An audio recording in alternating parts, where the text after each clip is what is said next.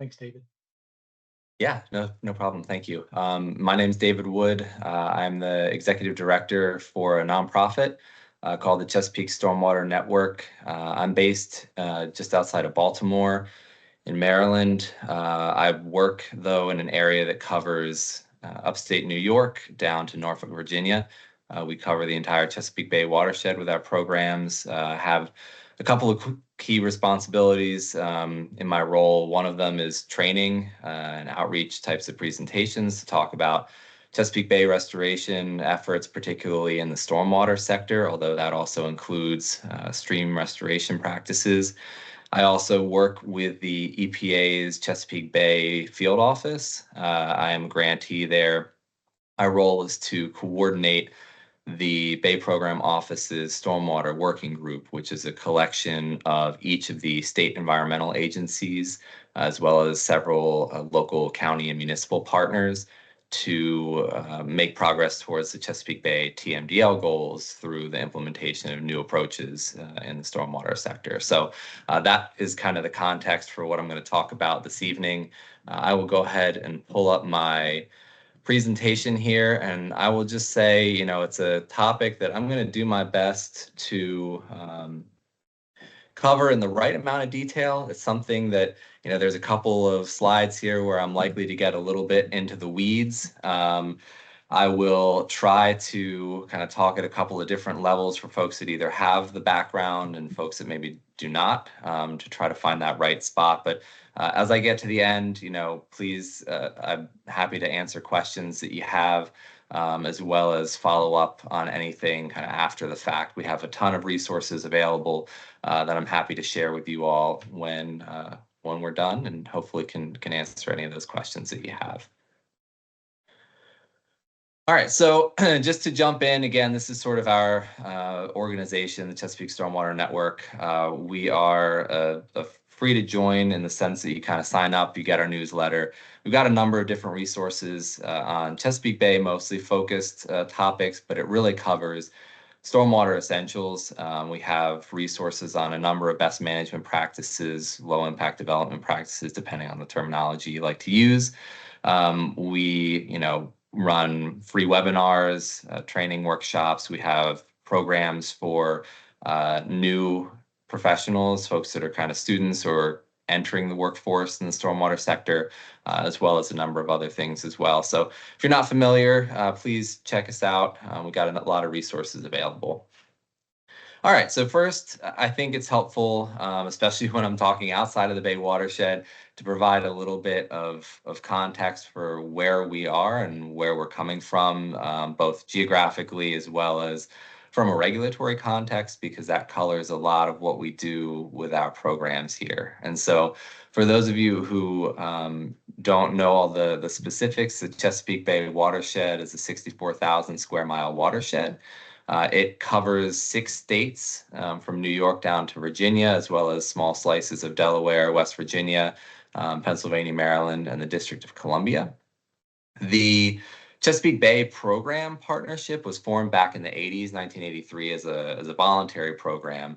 Over the years, the headwater states, so New York, West Virginia, and Delaware, were kind of added into the program, and it shifted from a fully voluntary structure to a mix of voluntary and regulatory goals.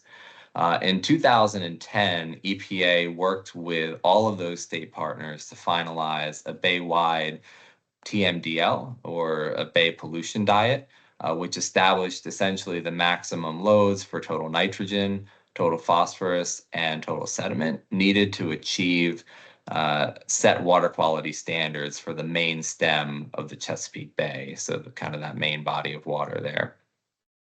The goal for that TMDL was to have all of the practices in place and programs in place needed to meet those standards by 2025. We are here, we are in 2025. We did not meet all of those goals, so that has since been extended. So that work continues, although a lot of progress has been made. A lot of the states are kind of 70% or so of the way there, which is really saying something. The general structure involves states developing what we call watershed implementation plans that sort of set up a roadmap for how they plan to achieve those pollution reduction goals. And then they track progress in two different ways. Every 2 years, EPA works with each of the states to do what we call a programmatic milestone review. In other words, kind of what are the funding structures, what are the programs that you actually have in place that are helping you put programs and practices, in the ground to improve water quality. We also have a large scale watershed model that is a numeric way of tracking change in each of those pollutants, nitrogen, phosphorus, and sediment, on an annual basis over time, and kind of comparing it to that baseline condition that we started at when we implemented the TMDL. So that modeling tool is kind of the foundation of what leads to what I'm going to talk about later, our sort of water quality improvement, tracking and crediting program. As far as what's involved, it's not just the stormwater sector. Obviously, that's the portion that I work in. But these pollutant load reductions come from wastewater treatment plant upgrades. They come from, new forest reforestation programs. They come from air quality programs, reducing deposition, as well as, large-scale agricultural practices. Stream restoration is a piece of that as well, the piece I'm going to talk about, which includes kind of pollutant loads that are embedded in the banks and the bottoms of those streams on their way to the bay. Okay, so that's a lot of the bay-wide context. Most folks don't work at a scale quite so large, but it's important to kind of see how it does connect into these local permit structures, which is probably more what you all are working with. So, in the Bay watershed, those Chesapeake Bay TMDL goals essentially trickle down to the local communities, the counties, and the municipalities. The numeric pollutant load reductions that the states are required to meet are essentially now reflected as the numeric conditions in the municipal stormwater permits, or the MS4 permits. The states use our stormwater permitting programs as really their main lever to achieve the reductions, because it's the only regulatory structure. We have some construction general permits, but most of this is done through the MS4 programs. Everything else is essentially voluntary, and there just isn't enough voluntary action to meet the aggressive nature of the goals on their own. So the states all do this in a different way. In Maryland, they require a percent impervious cover treated that ramps up over time. In Virginia, they use a percent of phosphorus that ramps up over time. So they kind of translate it in different ways. But ultimately, the cost of the restoration actions for the Bay-wide TMDL falls on the local governments. All right, so I'm going to use the term BMP a lot. That's the acronym that we use for best management practices in a water quality improvement context. Other folks will use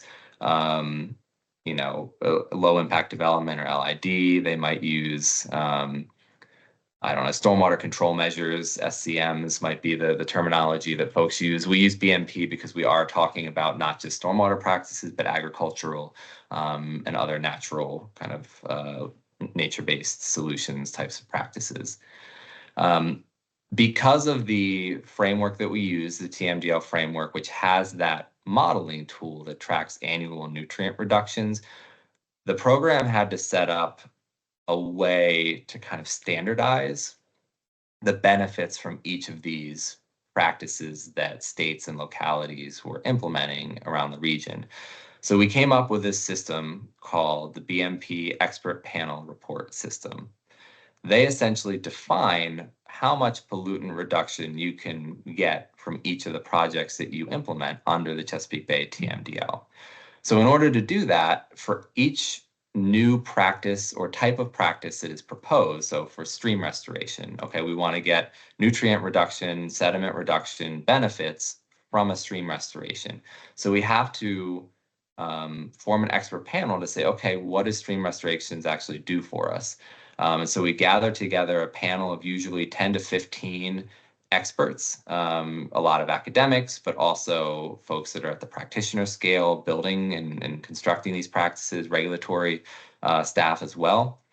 They establish all the key definitions, for the BMP, something called qualifying conditions that I'll talk about in a second, how you calculate the pollutant load reductions that you get, They provide all the scientific literature review to demonstrate that there is enough support for those reductions. And then basically, how are we going to track the implementation of them at such a large scale? How do they get reported over time? How do you check in periodically, 5, 10 years after it's been built to make sure it's still there and that it's working?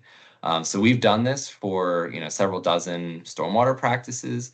But among those, there are lots of different flavors of them. My best example is we provide nutrient reduction credit for street sweeping programs. There's one street sweeping BMP, but within that, there's like 12 different practices that you can report based on how many times you sweep in a month and what type of sweeper technology you have. So, you can get different amounts of credit depending on those conditions.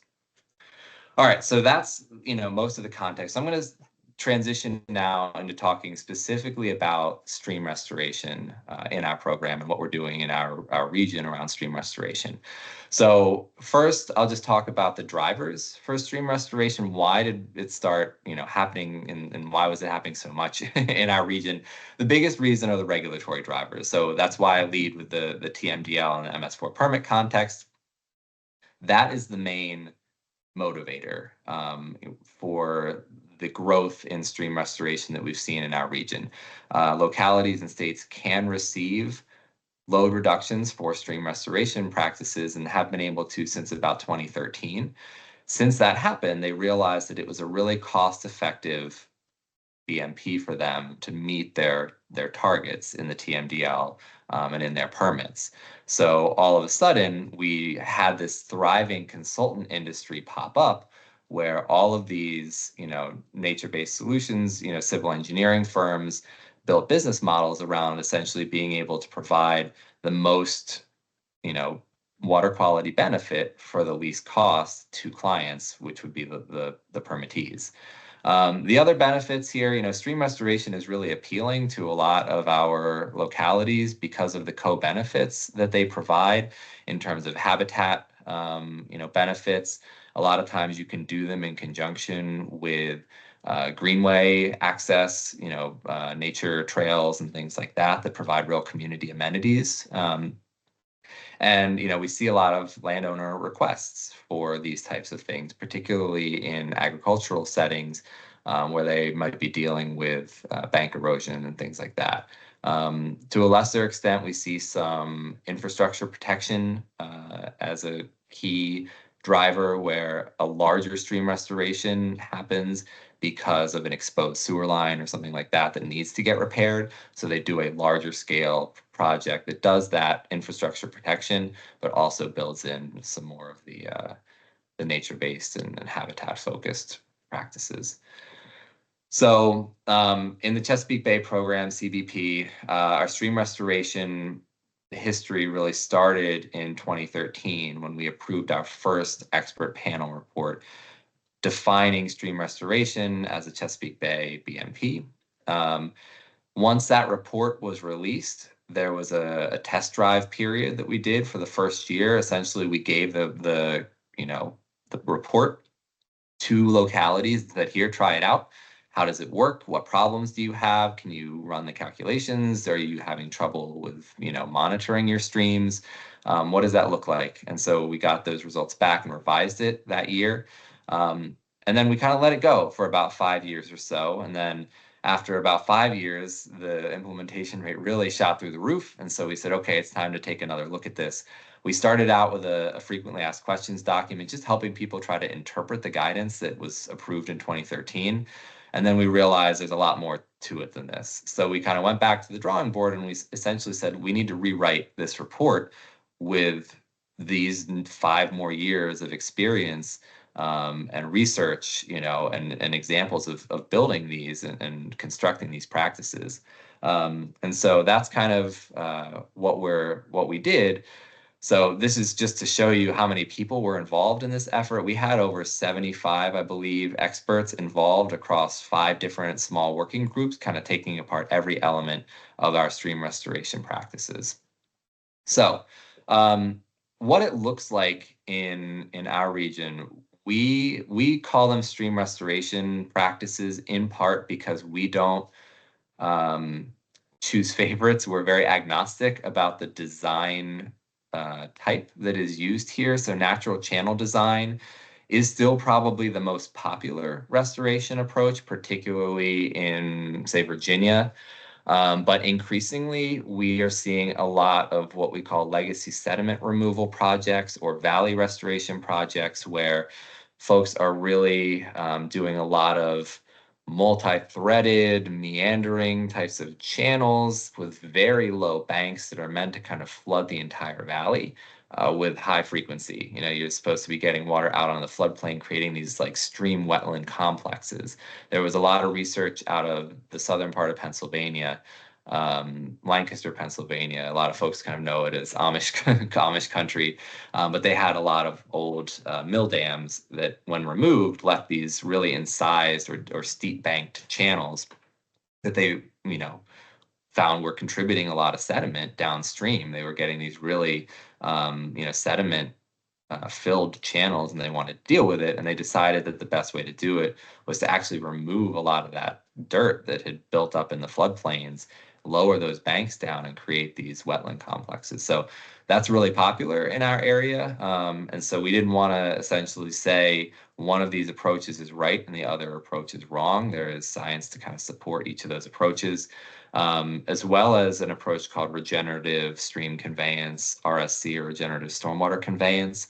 That's kind of the photo to the bottom right here. They're more of these step pool kind of channels with these little check dams. The water essentially slows down as it moves down a slope. So in a lot of urban areas where there's confined spaces, you don't maybe have the room to spread out the water so much. You know, you have an outfall or something coming under a roadway, water runs through it occasionally. You can put these step pools in to help prevent erosion at those gullies. So instead of focusing on the design approach, we decided to focus on the mechanisms that streams could provide pollutant load reduction. So we split them up into what we call these 5 protocols. Essentially, there are 5 different ways to calculate pollutant load reductions based on what you're really doing with your restoration.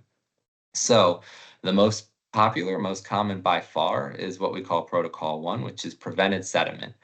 Most of the streams that we are working in, they are targeted for restoration because they are highly incised. In other words, the stream itself has these high banks. There's exposed soil. Every time it rains, a heavy rainfall, the water has nowhere to go, so it rushes faster through that channel instead of being able to spread out and slow down. And so it carries all of this sediment and all these pollutants along with it.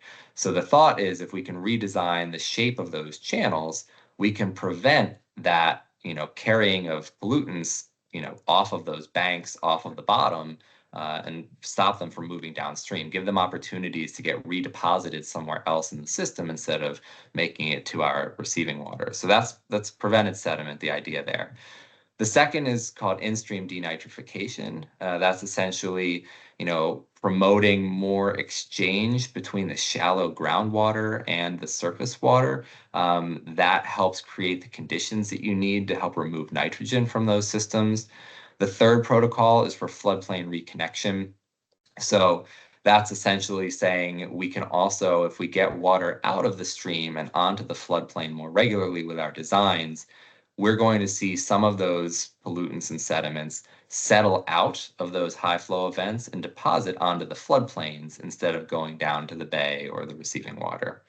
The regenerative stormwater conveyance practices, those operate almost more like an infiltration practice. You're essentially slowing down, you're infiltrating a little bit of that water, you're helping to settle it out instead of reaching the perennial waterways. And then we have one for outfalls and gullies that is kind of a hybrid as well. These don't have to be perennial streams, but we see a lot of severe incision. So again, it's more safely kind of dropping the water out of these outfalls so that we don't see infrastructure like the one in the middle photo here. All right, so establishing qualifying conditions. This is, I would say, kind of the most important element of what we have done.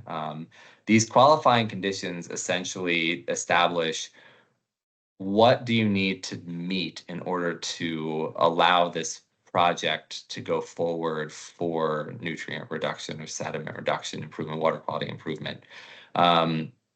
The idea here is to prevent like an overly narrow focus on nutrients and sediments.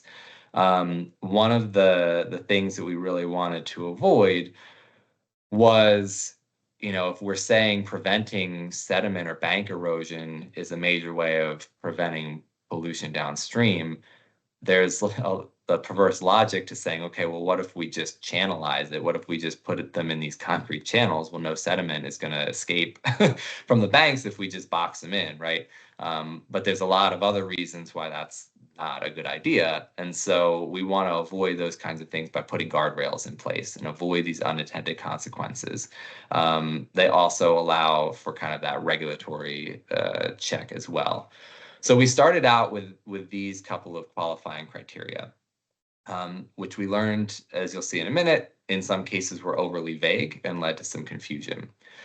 So we said, all right, you're going to do stream restoration. It has to be a comprehensive approach to stream restoration design. So that gets at the point I was just making. We wanted folks to think about the ecological context of where they were building these projects. Does it make sense to put a stream restoration immediately downstream of a heavily industrialized area where maybe you're not addressing the pollutant sources that are going to prevent any sort of thriving benthic habitat, bugs and critters and frogs and whatever? Probably not the best location for it. Are you thinking about other best management practices to address the sources of your problem, or is working in the stream the best solution for you? We also said the projects had to be more than 100 feet long, and this was designed to prevent people from claiming water quality improvement benefits for a patch that just fixed an infrastructure issue. If you had erosion that was threatening a sewer line, coming in and putting a concrete wall or gabion baskets or something like that on that bank isn't really a water quality improvement project. It's an infrastructure project. Important, fine, not a water quality project. The project had to be actively degrading. The channel had to be eroding, getting larger. So we had to say, okay, you got to work in the worst streams first. We didn't want people going in because it was cheaper to work in a stream that looked pretty healthy. It's probably better to leave the ones that look pretty healthy alone. They have thriving habitat already, let them be. We wanted them to provide something called functional uplift. So not just improving the shape of the stream, but actually providing biological improvement, habitat improvement, and things like that. We also didn't want to credit things that were done to offset or mitigate a negative impact elsewhere. This had to be an additive improvement.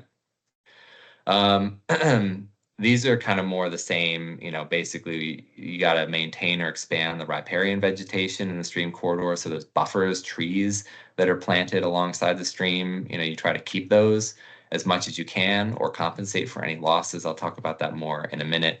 And then you have to have a designated maintenance entity in place. After those 5 years of implementation, we learned that there were some issues that were still in place. We said that along the lines of no infrastructure projects, we said there shouldn't be anything we called bank armoring, where you're just hardening the channel. So there's an example in the bottom left photo here of what we would consider bank armoring, where it's just a bunch of large imbricated stones kind of stacked on top of each other. You've basically created a wall where a stream bank was. There are cases where that's necessary from an engineering perspective, but again, it's not really a water quality project. So we had to set some conditions for like what counted and what didn't. We wanted there to be consideration as we saw more folks working in the floodplain and getting more water out into the floodplain. We wanted to make sure that we weren't accidentally flooding places downstream, incidentally, so more checks on that, as well as more checks on people essentially treating the floodplain like a pond, where you're trying to store pollutants in a wetland instead of in a designed BMP. And then thinking more about what the potential unintended consequences could be before you design. So, going through the exercise of like, what could happen if we got this wrong?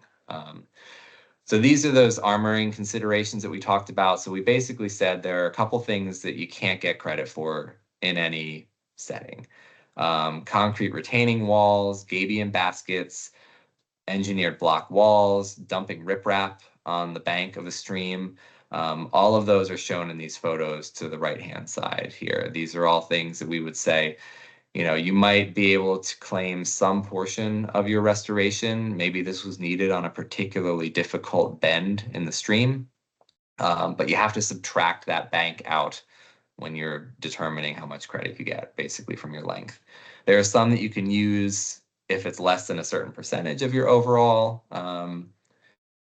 project, localized stone protection, some non-biodegradable soil mats, things like that. And then there's things that would be, they're helping protect the banks of the stream, but they're natural solutions. Things like using root wads from trees that came out of the site and burying them in the toe of the bank.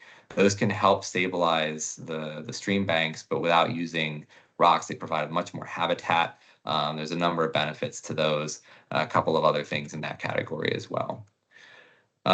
All right, so basically this is where it gets a little technical, so I'm not going to dwell too much, but I did want to at least mention for folks that were interested kind of how we do the crediting for each of those approaches. So the prevented sediment protocol, this is the basic framework here. Your load reduced is based on an estimate of before you restore the stream, your degraded condition, you want to estimate the annual erosion rate of your stream bank. And that can be done a couple of different ways that I'll talk about on the next slide. You multiply that erosion rate by the soil nutrient concentration, and then you multiply it by what we call an efficiency factor. So in other words, you're saying that the load you reduce is based on all of the sediment that was coming out of that stream before you restored it. So, if you had 50 pounds of nitrogen a year coming out of the stream reach and you restore it, you've now prevented 50 pounds coming from downstream. But that efficiency factor basically says we know that if you do a stream restoration, because you're not, walling it off, you're not preventing all of it. You're reducing it by about half. Some of that is still natural. Streams are in balance, right? There's always some erosion happening. They're shifting, they're moving, they're dynamic systems. And so whatever is eroding before, you restore it, and then you get credit for half of that amount. We do allow folks now to do monitoring of their stream for 3 years after they restore it. And if they can demonstrate that they actually prevented 75%, they can report that monitoring data to EPA and get that extra credit retroactively. So that was a new thing that we added. So the way that we ask folks to figure out how much sediment and nutrients are coming out of their stream banks, there's a couple methods that we let them use.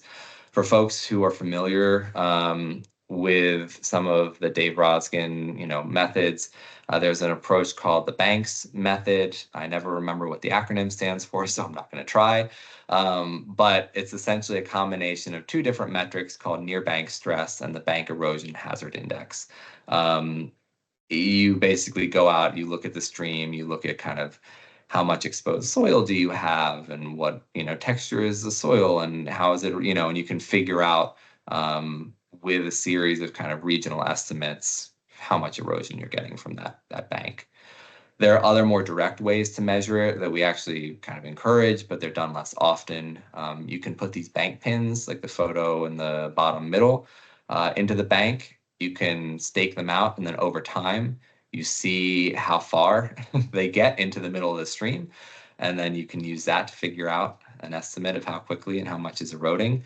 Increasingly, folks are now using aerial imagery and drones to kind of measure this technology called LiDAR that can help assess your bank movement over time. So this is all kind of how we figure out how much pollution is being generated by these streams.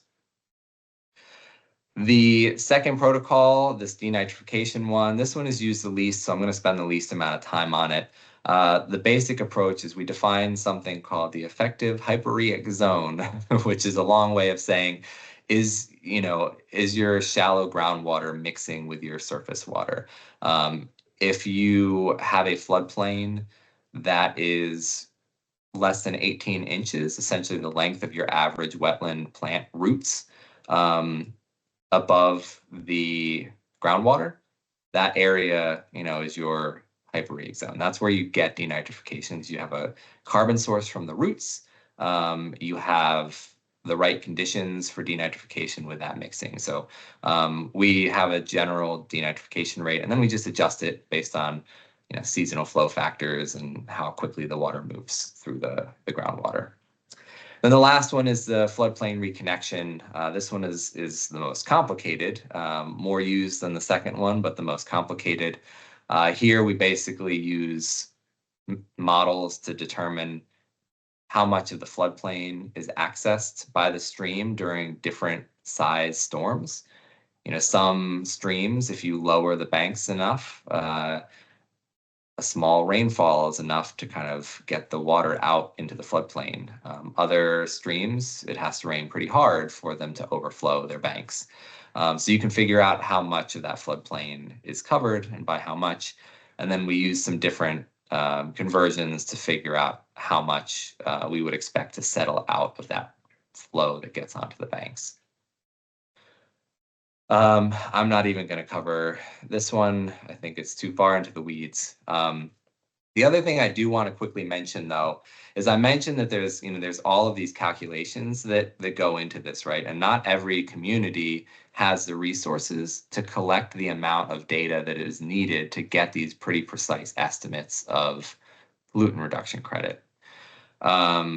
So there was kind of this backdoor approach where you could claim a set amount. It was 247 pounds of sediment per linear foot that you restored. It was very clean and simple, but it was like a wild oversimplification of what is happening, because if you look at these photos across the bottom of the slide here, what that meant is regardless of whether you were working in the stream on the left with only about a 2 feet, bank height, or the channel all the way on the right where the banks were 15 feet tall, you would get the same amount of pollutant reduction credit for restoring those two sites, which is just not an accurate reflection of what's happening. So basically, we wanted to establish what the bare minimum was for data that you needed to collect from the site in order to qualify here. And so we laid out kind of where do you need to take your samples from, and what field and lab methods do you use, particularly for two key factors called bulk density, which is essentially how much soil is packed tightly, and then the nutrient concentration of the soil.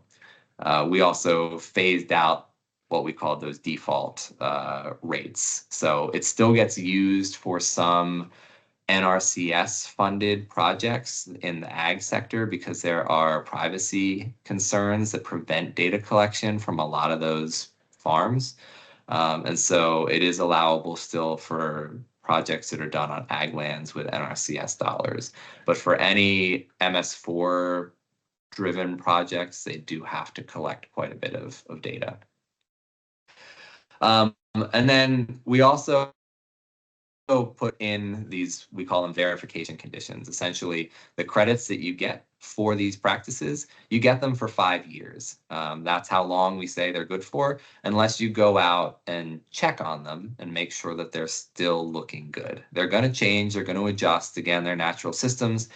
Generally, the construction permit will cover the inspection for the first 5 years. There's usually a 5-year permit kind of verification check-in.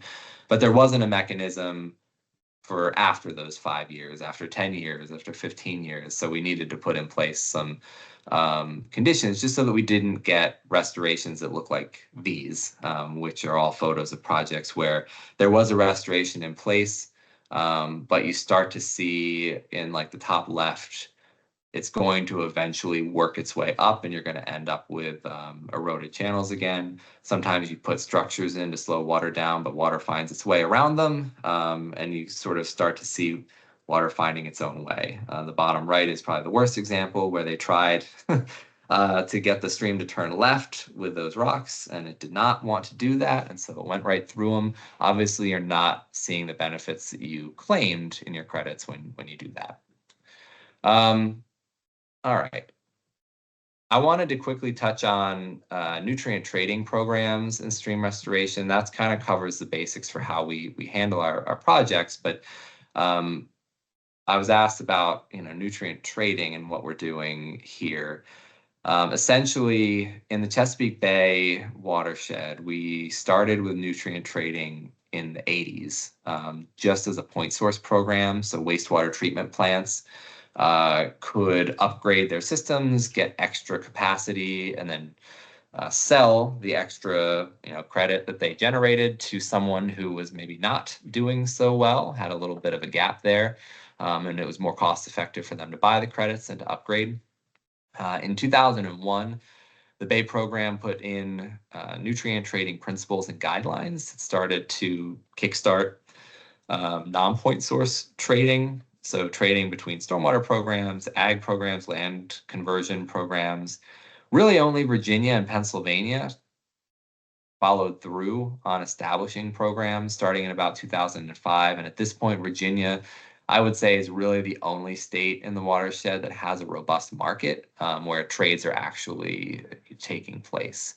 I'm not an expert on their program. I did have a nice meeting with a friend at Virginia DEQ in preparation for this presentation, but they have a lot of nice resources where you can see, and if anyone's interested in it, I can provide you with the guidance and the ordinances that they put in place around their market.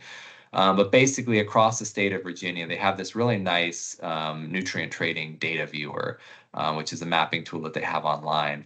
They have 378 nutrient banks across the state of Virginia, not just in the Bay watershed. Some of them fall into other watersheds. Basically, they're mostly generating their credits through agricultural BMPs, stream restoration practices, and most often land conversion because they're in perpetuity.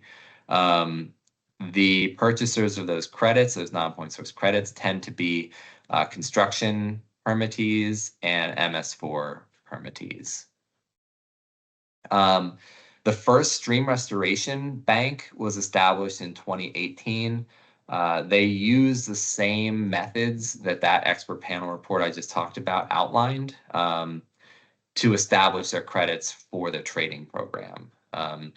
Essentially, the bank sponsor provides financial assurances prior to the release of any credits that helps make sure that they have resources that can be used by the bank or the long-term steward to monitor and correct any deficiencies in the project. The permit, what permit they want to use the credits for, helps establish where the bank has to be located. Generally, if the permit conditions are focused on local water quality, they're more strict about where the bank has to be located. Like for construction permits, it's a local water quality standard. The bank has to be upstream of the permittee. For the MS4s, because that is a tributary-driven strategy, it's a larger watershed area. There's a little more flexibility on where they go, but there's a hierarchy that they establish. And then DEQ or the appropriate local regulatory body reviews those applications to determine if they're eligible or not. So, again, not a ton of stream restoration driven banks yet, although it is picking up pace. They generally get more credits than the ag, certainly than the ag BMPs, but also than the land conversion. But they're not in perpetuity in the same way that the land conversions are because they're not as permanent. There's more risk of failure and things like that. So there's kind of a decision point that folks make there. All right, so the last thing I wanted to go through, my last 5 or 6 slides here, I just wanted to kind of wrap up this, talk by discussing a history of lessons learned from stream restoration crediting in our watershed over the last now 15 years. there have been some things that we've done well and some things that we didn't really anticipate. So this is kind of my high level, and then I'll talk about some of these in a little bit more depth. Basically, since we started allowing these practices, we've seen a ton of innovation in response to this process. That whole legacy sediment and valley restoration approaches, we're seeing a lot of folks working with beavers now, beaver dam analogs to create more dynamic and natural stream and wetland complexes. So a lot of things have changed as people kind of figure out how to do this better, which has been really amazing to see. Unfortunately, we do also see cut corners. There are contractors that are looking to get in and out as cheaply as possible. And so, making sure that there's early and frequent communication with stakeholders and providing training, not just to the localities that want to sponsor and put these projects in their communities, but the folks that are going to actually be building them and designing them kind of in the engineering community. We hoped that nutrient and sediment reductions would be just one outcome of these restorations, that they would be focused on the broader biological habitat focused improvement. But it is the one regulatory lever that we have. And so it incentivizes it and it becomes the driver, and everything else tends to become secondary. So you just have to really think about what guardrails and what mechanisms you have in place to make sure that these are thoughtful projects that are doing all of the things that you want them to do. And that's where those qualifying conditions come into play. They provide good guidance, they help them choose better sites for their projects, but they're not perfect. Again, that dialogue is really important. The calculated reductions that you get are only as good as the site level monitoring that you do, but you do have to find the right balance, because too much and nobody's going to do them. They're going to either figure out a cut corner or they're just going to scratch the project altogether. So you want to figure out that balance. And then long-term maintenance and verification is also really critical, because if you have a project that goes in and it fails or it doesn't work, that's going to be hung around your neck for, however long the community members choose to blame you for it, right? And it can really stunt the success of other projects. So, overall, we've seen this explosive growth of stream restoration as an industry. There are hundreds of miles of projects that have been put in. There are hundreds of more projects in the pipeline, designing and permitting. I review grants for one of our major funders as one of my roles. And, there was a period of time where I would say, 65% of all the applications that we got for implementation projects were some form of stream restoration. The private sector industry has really transformed the way that it's done, both in positive ways, because they are incentivized to be innovative and pitch why what they're doing is better. But it also makes it difficult to kind of control. There's so many parties involved that getting that training and education piece right becomes a challenge. And also, because there is so much, construction costs have gone up. There's now a lot of other reasons construction costs have gone up, but things like, the stone and the rock that they need for some of these projects became a limiting factor, and it got really expensive for them to source the materials because everybody wanted it. And there wasn't really a robust, source for a lot of this stuff. We also learned that if you don't put these projects in the right places and do the right amount of community engagement, you can see negative impacts from them. They're not always a slam dunk, they're not always a home run. So, you want to make sure that your projects, the designs that are being proposed, that are being built, are thinking about, is there going to be warmer stream temperatures because now you don't have the same canopy because you had to remove trees in the riparian area in order to reshape the channel. If you have raised the water table because of the way that you've redesigned the floodplain, the trees that you left in place, they might not like having their roots wet all the time, and they're likely to die off over time. The disturbance can bring in invasive species. You can see an initial decline in benthic improvement because of the disturbance. You have to reroute the water in these systems while you do construction and then route it back in. That can be really disrupting for the natural aquatic life there. So these can be worked around if you pick the right sites and you know what you're doing with these projects, but just something that has to be thought about and discussed. the result of not getting it right is that we have also seen a wave of organized community opposition to projects, particularly around Northern Virginia, really the DC suburbs, I guess I should say, Maryland and Virginia, where, folks that were not brought into the fold early enough in the project process, construction started and they weren't aware that it was happening. And maybe they love to take a walk along that stream. Like they might not care or know that, that tree species didn't belong in that floodplain and that this is maybe a more natural habitat. But they liked that tree because that was where they walked, or they don't like the fact that you had mature trees and now you don't. So like you see a lot of stream corridors in some of the older projects that look like the one in the top, where you can tell that those trees used to come all the way up to the edge of that stream. It was a forested stream, but they had to clear it in order to make way. And this was before we had standards for replanting all of those trees. But even replanting isn't, 100% successful. And you lose that shade for sometimes a number of years while those grow in. So just have to be aware of those impacts and make sure that you bring community members where you are doing these projects in really early to the process. Have conversations about what it's going to look like and set expectations in a way that, is fair to everyone. There's a lot of contractors, who will come in and promise the world. They'll say, all the frogs are coming back, all the fish are coming back, and that might happen if you have an otherwise healthy stream. But if, for instance, you're operating in a pretty urban area where there's a lot of impervious cover, maybe there's, contaminants from a, junkyard, and so there's some metals and things like that that are in the waterway.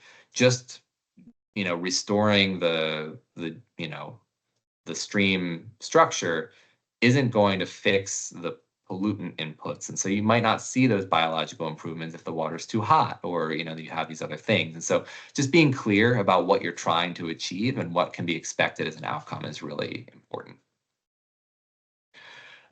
It also, I mentioned this, verification, we didn't have a process for how to inspect these 5 years after they were completed. We had to do that later. We learned that, some of them didn't look so hot after a couple of years. And so here's a process that we put together. You walk the site, you can do it quickly. It's a visual inspection based approach. And you just look for key criteria. Is there bank undercutting? Is the bed incising? Do you see structures that are being worked around or failure of different bank practices? And then you can do follow-ups with engineers later if you see problems. But if you don't, you knock it out with, a junior staff or something like that who can walk back and forth and tell that it looks all right. So, you can do them without sinking major resources in it, but it creates that accountability and helps create trust in the process. This is that I kind of jumped the gun a little bit talking about setting expectations for biological uplift, but, we wanted this functional improvement over time. The framework is good. It works. It's just a matter of, we haven't seen it happen in enough practices for us to say with confidence that if you do this restoration, you will achieve biological improvement at highest level of the pyramid. You might address hydrology, hydraulics, maybe geomorphology, but once you get into the physiochemical and the biology, those are the ones that are really difficult to do. And you might see them at a local scale, but you might not see them at a larger watershed scale downstream. So you just have to keep those things in mind. And this is my last slide, and then I'll be all done.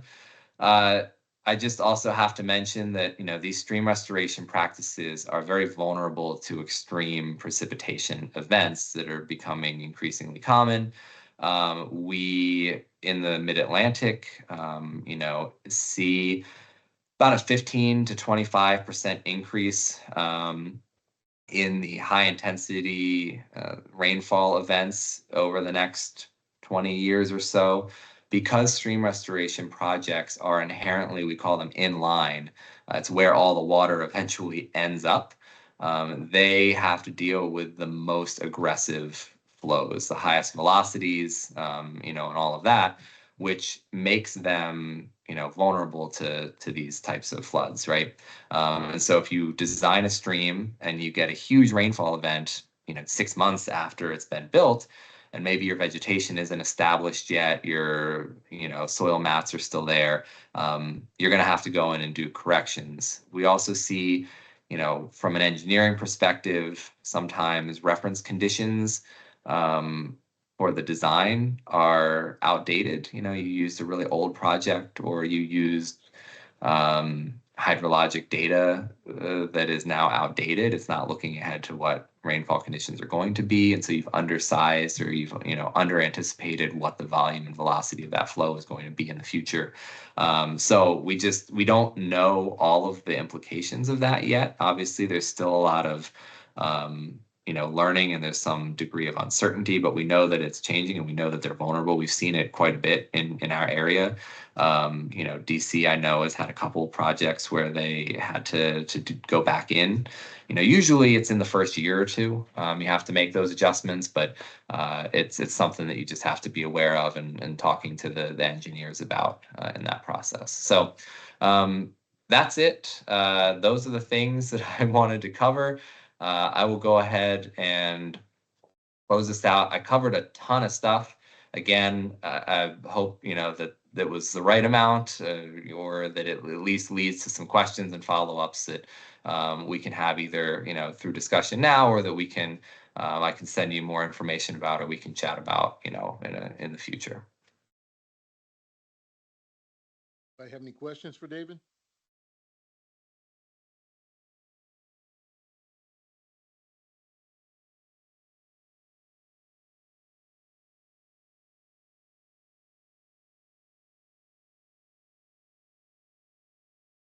Doesn't look like anybody's asleep, at least, so that's good.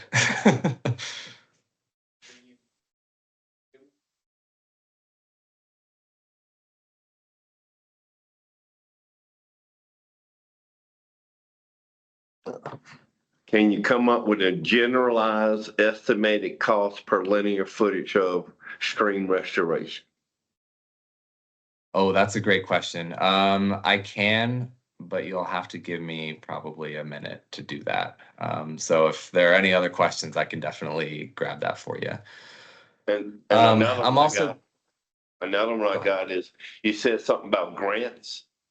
Is it just specific to the Chesapeake Bay, or is there overall a grant process for, other entities?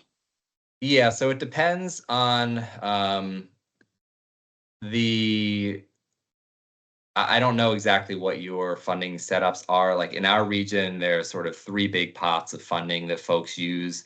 Most of them are tied to Chesapeake Bay specific dollars because they're for TMDL projects. So we have something called Chesapeake Bay Implementation Grant funding that are going to be specific, obviously. We have funding through the National Fish and Wildlife Foundation, which has national offices, so they may have appropriate funding, grant funding programs in your region. We have a Chesapeake Bay specific pot called Small Watershed Grants and Innovative Nutrient Sediment Reduction Grants. That's where most of those projects get funded from. But we also, a lot of the projects are also done using state revolving loan funds as well. So I'm not sure if you guys have a robust program like that in your area, but that's another big mechanism that folks use. I got a whole list of different potential grant sources or funding sources, including some of those that you mentioned.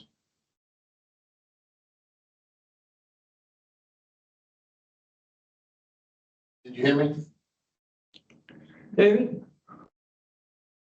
Yes, sorry, I'm sorry. You trying to answer something? I've got a whole I don't know list if I of, missed the question. potential funding sources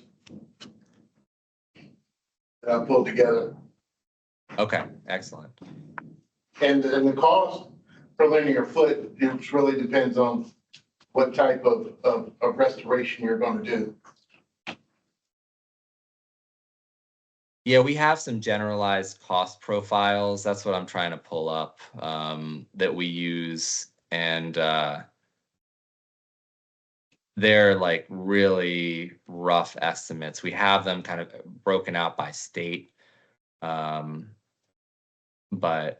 Yeah, cost per unit of BMP. We have it broken out to about $105 per unit of the per foot. So, but that comes out pretty cheap all around. Dollars per pound reduced per year. About $2,000 to $3,000 for nitrogen. 2,000 to 4,500, 2,500 to 4,500 per pound of phosphorus per year. For a sediment, it's cheaper. You get a lot of sediment reductions out of these practices. So it looks like it's kind of between $50 and $180 per pound. Oh no, I'm sorry, that's pounds per unit. Yeah, it's like $1 per pound of sediment for these practices.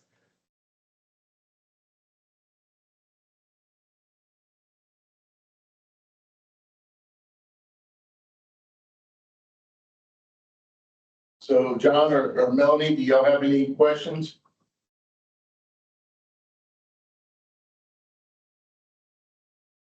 I don't have any questions, but there was a lot of really good information in that. So I appreciate your presentation, David.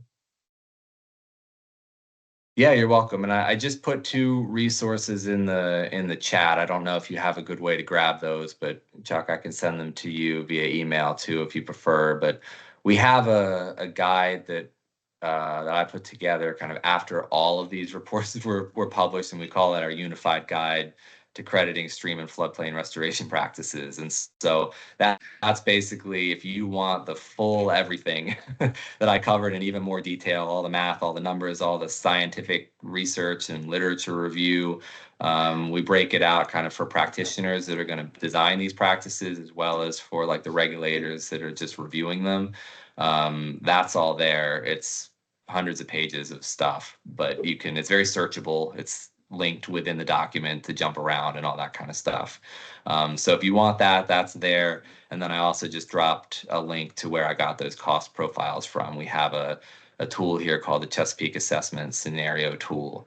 And on that site, there's a cost profile page, and you can download some spreadsheets that have those cost data. That's cool. I guess I do have one real random question. You mentioned that Virginia in particular has a really robust trading market. And did you mention why that is, or is there kind of a reason why Virginia really took off as having a robust trading market? That's a great question.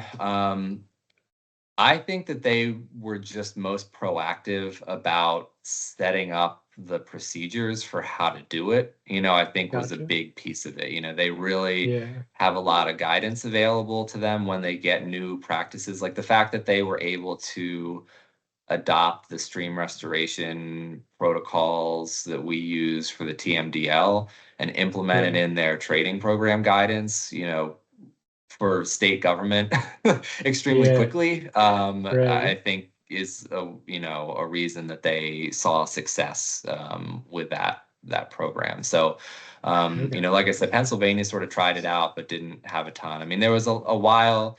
Some states have shied away from it because of hesitancy around the sort of like the pay to pollute stigma around Right, some trading right. programs and kind of Yeah, difficulty setting up like geographic constraints.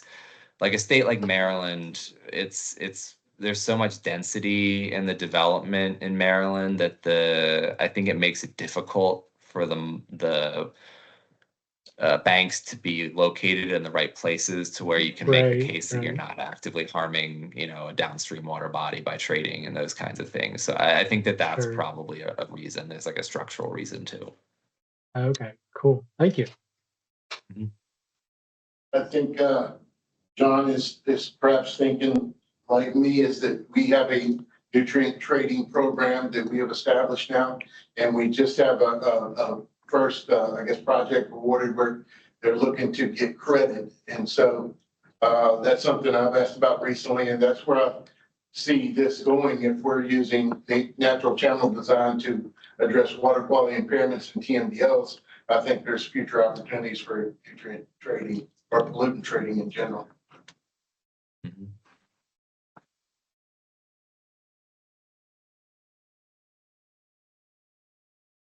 David, this is Charles Caluette. I have one question. It seems like we're in a situation right now where agencies are being impacted by budget constraints. I know it's an understatement. But I'm wondering if you're starting to see impacts in your long-term evaluations on some of these projects that are attributable to some of the cutbacks in the agencies. Yes, it's certainly a concern. I would say the Chesapeake Bay funding is remarkable in its bipartisan support. The fact that all 6 states and the District of Columbia have been in partnership on this for 25, 30 years, and there's such a robust economy around recreation and, aquaculture in the Bay, means that even when there are a lot of cuts to large federal programs, like even in the most recent budget, the EPA Bay program budget so far has been left untouched. There are other programs that are adjacent that do a lot of restoration work here that have been affected. A lot of the NOAA flood resilient programs have been impacted pretty aggressively, as well as a number of other things. But the actual water quality improvement implementation programs, the impacts have been pretty muted so far. Where we're seeing the implications are the state budgets are being affected because of losses in federal revenue elsewhere. They're trimming state dollars in other places. So Maryland is in a budget crunch right now. DC is in a tremendous budget crunch right now. Right now we're seeing it manifest in travel restrictions and things like that. I run a conference and I can't get anybody out there without a scholarship right now because nobody can travel. But that will eventually result in pauses to construction and things like that.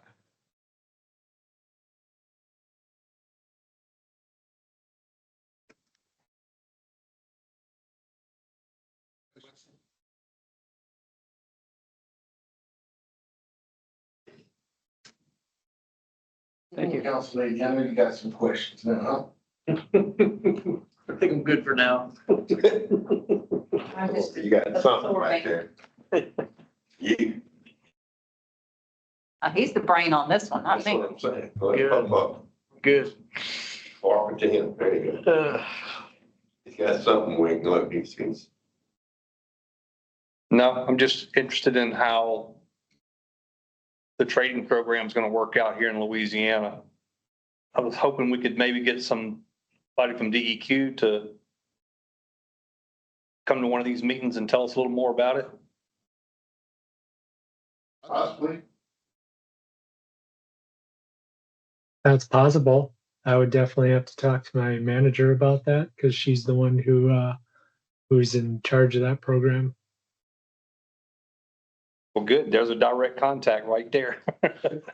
John, you're the man. I'll request John. Yeah, we'd like to know more about the trading program and its future Right. here in Louisiana. Yeah, that's something that I'm sure we can give more information on at another meeting.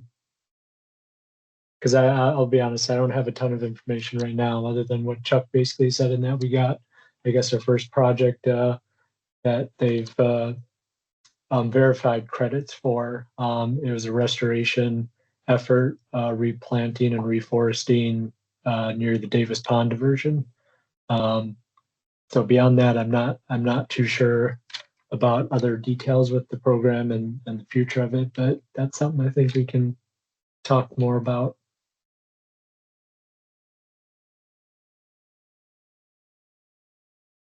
Any other questions? Good presentation.